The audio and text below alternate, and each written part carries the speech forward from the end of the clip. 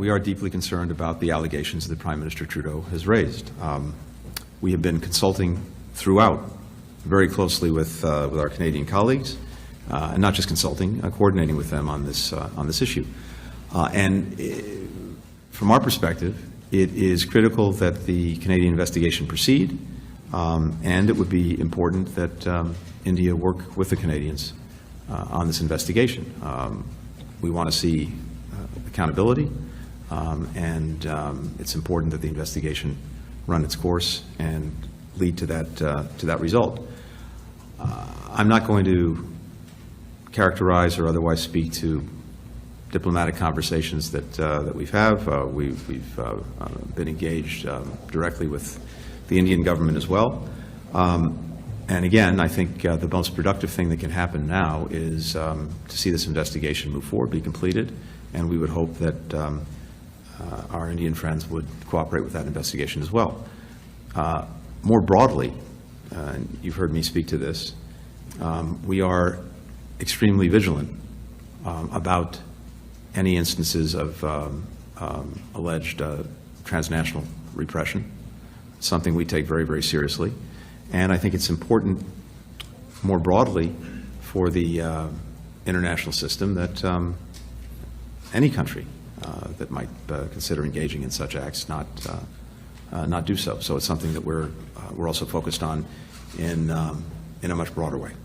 As soon as we heard from the Canadian Prime Minister publicly about the allegations, we went out publicly ourselves and expressed our deep concern about them, our support for a law enforcement process to get to the bottom of exactly what happened and to ensure that the perpetrators are held accountable. I'm not going to get into the substance of private diplomatic conversations, but we are in constant contact with our Canadian counterparts. We are consulting with them closely. We support the efforts that they are undertaking in this investigation, and we have also been in touch with the Indian government as well. And I will leave it at that for today, only to say that I have seen in the press some efforts to try to drive a wedge between the United States and Canada on this issue, and I firmly reject the idea that there is a wedge between the U.S. and Canada. We have deep concerns about the allegations, and we would like to see this investigation carried forward and the perpetrators held to account. That is what the United States has stood for from the moment this emerged in public, and we will continue to stand for that until this fully plays its way out. So I know that National Security Advisor spoke to this yesterday, and I know there's been some new reporting. I don't have anything to certainly, and this is something that Jake said himself.